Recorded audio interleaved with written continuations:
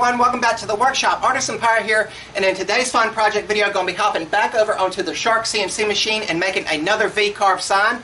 I have recently learned to add more forms of the woodworking medium to the V-carve signs as I make them, and I want to go back and document that to show everybody here on YouTube and other social media platforms. But really cool. I've already got a file designed and made in Vectric. Since there's a lot to unpack in this video, I will not show the designing process with screenshots and all, but I've already got the material prepped and ready, and it is another blue pine pallet wood panel that I glued up and sanded smooth to a perfect 90. And the blue paper on here is just computer paper, and that is just there to mask off everything. It's applied with spray glue, and then once everything is done and painted, we will use a heat gun to help peel it all off and sand it smooth and proceed to the next step. But the sign is going to be going to the local Boys and Girls Club. You guys know that that place is very near and dear to my heart. I went there as a kid, and then I went back for 10 years as a camp counselor. But I'm always looking for ways to give back, and since I've learned so much more since I made the last piece for the Boys and Girls Club, I wanted to come back and make an even nicer piece for them so they can hang it proudly in their hallway or in one of their classrooms. But really cool. Since everything is prepared, let's turn on the air filtration unit and get started.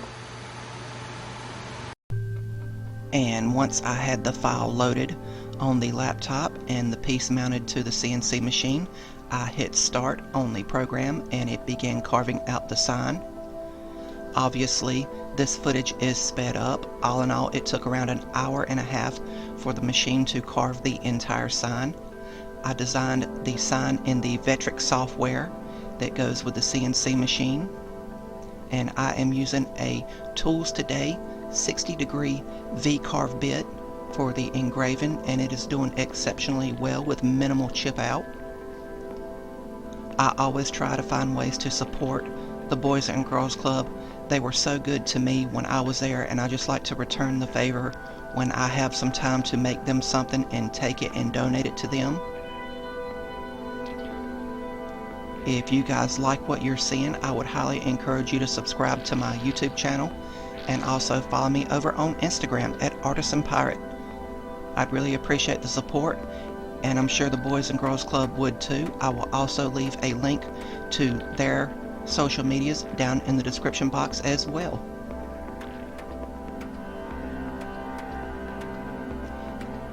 As I said, it took around an hour and a half to engrave everything, and I kept my eye on it during the whole process.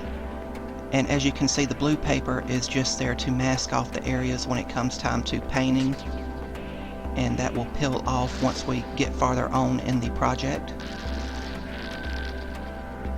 But once all of the carving was done, I loaded the helping hand design into the Ray 5 laser engraver, and I cut out 4 smaller helping hands out of 3mm craft plywood. And it took around 10 minutes to carve out each of the little logos.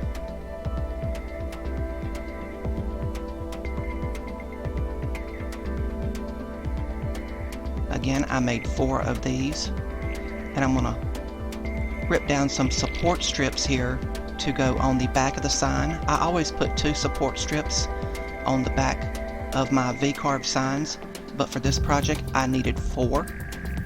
For an added feature we are going to add to the sign. But now that the sign is off the CNC machine and cut to size, I will glue the support strips on with CA glue and activator, making quick work of the process.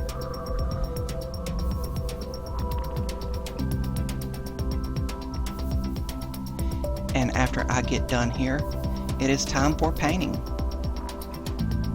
The Boys and Girls Club color, the iconic color, is blue, so that was the color we went with.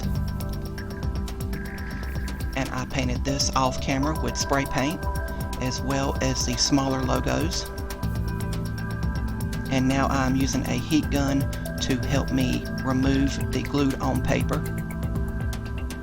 It helps break the glue loose and peel everything off. And then it was time for sanding. Lots and lots of sanding. And I think I used every sander in my workshop to get this sign sanded as much as I like, and it was so smooth to the touch.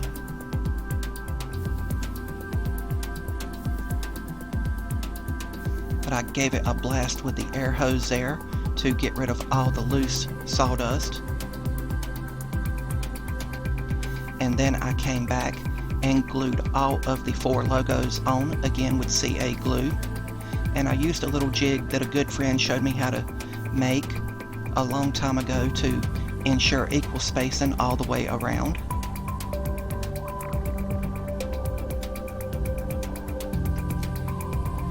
And once that dried thoroughly, it was time to add the special feature to the back. And it's going to be an LED light strip that the Boys and Girls Club can use to light up to any color. This is just a basic LED strip from Walmart, and I wanted to make sure that the LED sensor was at the bottom of the sign. But I peeled off the adhesive backing and added the strip all the way around and cut it to size. And then it was time for clear coating.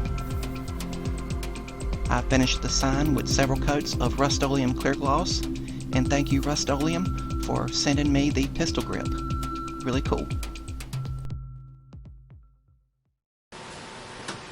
And here we have the completed plaque for the Boys and Girls Club that says Ignite Greatness.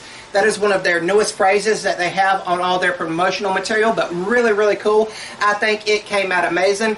All in all, it took the CNC machine around an hour and a half to carve out everything with V-carving, and then the laser cutter, it took it around 5 minutes each to cut out each of the 4 smaller emblems in the corners, and I think that just makes it stand out that much more and be an eye-catching piece, and also just adds to it. You can add laser cutting with the CNC. I might try adding scroll saw, CNC, and laser engraving all together one day, but really, really cool. It came out great, and the LED strip on the back is going to add an extra touch to it. That is why the support strips are back there like that, but you see me add it to it. And the little sensor there at the bottom will go with the remote. Well, they'll have the option to turn it on or off and be able to do it different colors. I know Boys and Girls Club stuff is traditionally blue, but maybe with that word ignite, they can do a red background on it to show that it's igniting. But really, really cool, really amazing. I am unhappy with one part of this sign, and I used a new kind of spray paint, this right here.